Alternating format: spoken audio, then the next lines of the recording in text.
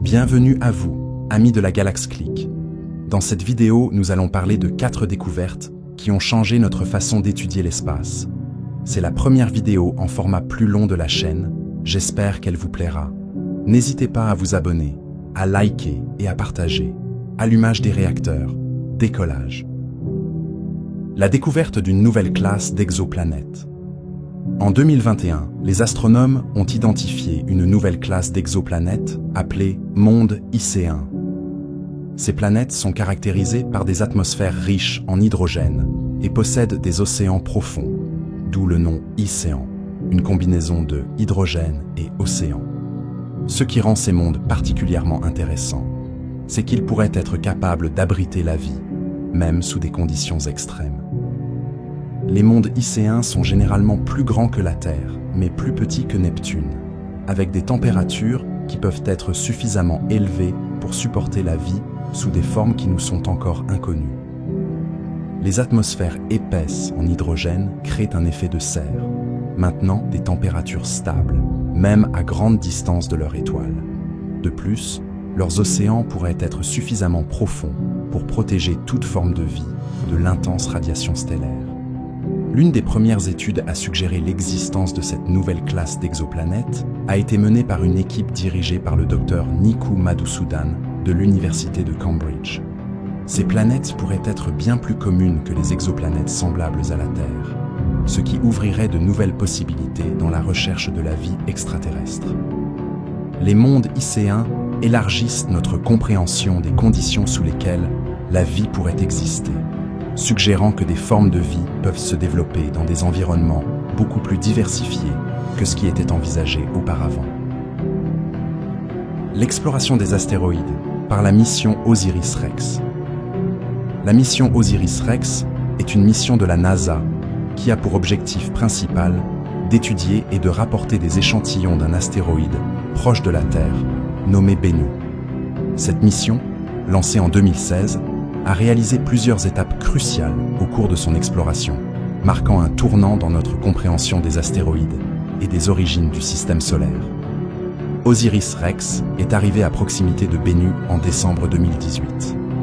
Bennu est un astéroïde carboné, riche en matériaux primitifs qui n'ont pas changé de manière significative depuis la formation du système solaire, il y a environ 4,5 milliards d'années.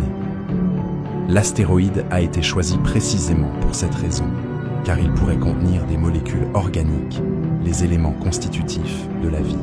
Une fois en orbite autour de Bennu, OSIRIS-REx a cartographié sa surface en détail, révélant une topographie beaucoup plus complexe que prévu, avec une surface jonchée de rochers et de blocs.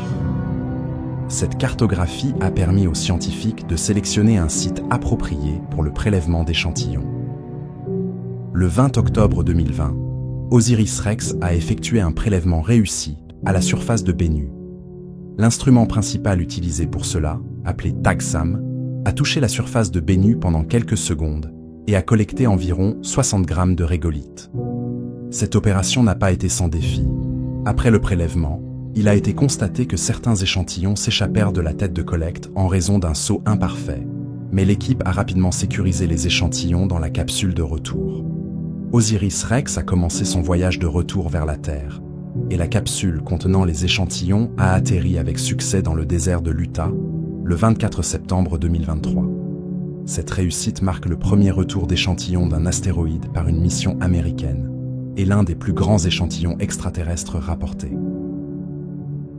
La découverte d'exolunes par les télescopes.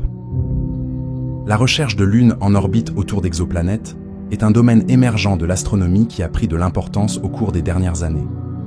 Bien que les premières preuves potentielles d'exolunes aient été suggérées il y a plusieurs décennies, c'est seulement au cours des dernières années que les astronomes ont commencé à détecter des candidats crédibles.